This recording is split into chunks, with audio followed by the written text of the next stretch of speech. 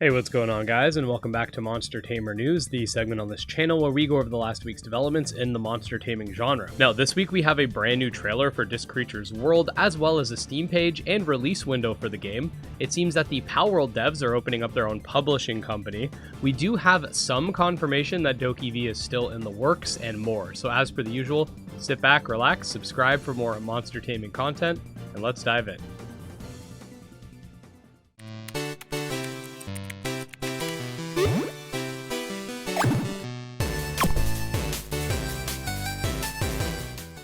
Okay, so first of all, we got a brand new trailer for Disc Creatures World, the sequel to Disc Creatures, a game that released in 2019 that featured 3-on-3 turn-based combat, an old-school pixel art aesthetic, a modern world to explore, and more.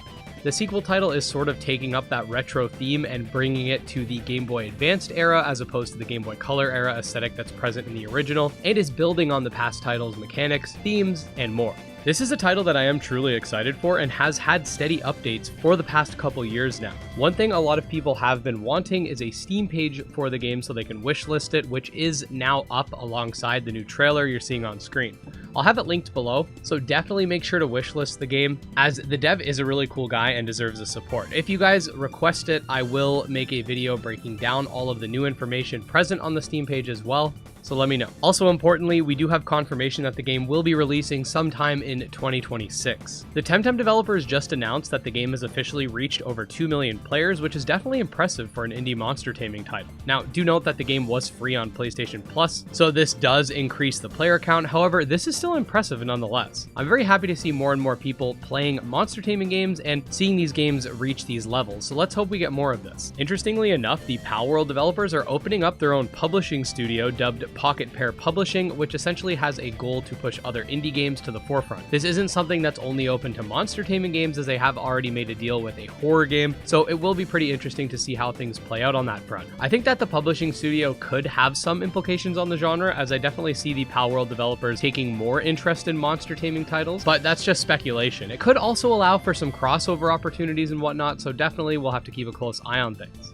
I mentioned this in a video last week, however, we recently got some semblance of information regarding DokeV, in that essentially the developers have doubled down on the idea that they are focusing primarily on Crimson Desert and putting all the marketing on hold for DokeV until the former game is basically complete. They did confirm that they are, however, developing both of these games simultaneously. That being said, if you want more information, you can check out my video on the topic linked below. There isn't a whole lot there, but any level of acknowledgement is good at this point, considering it's been 3 years since they've even posted. Next up, we got the rapid fire news for the updates that don't require a lengthy explanation. First of all, Serial Ultimate's getting a new update as outlined here. We got a new update released for Damn Champions. They added a snake plushie for Chinese New Year for Spirit City Lo-Fi sessions.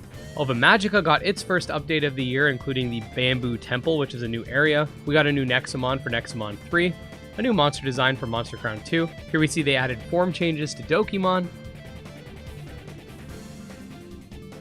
Abomination Monster Rifts is coming with it an entire move creator, which is really cool. And finally, last but not least, a look at a new level for Voidling Bound.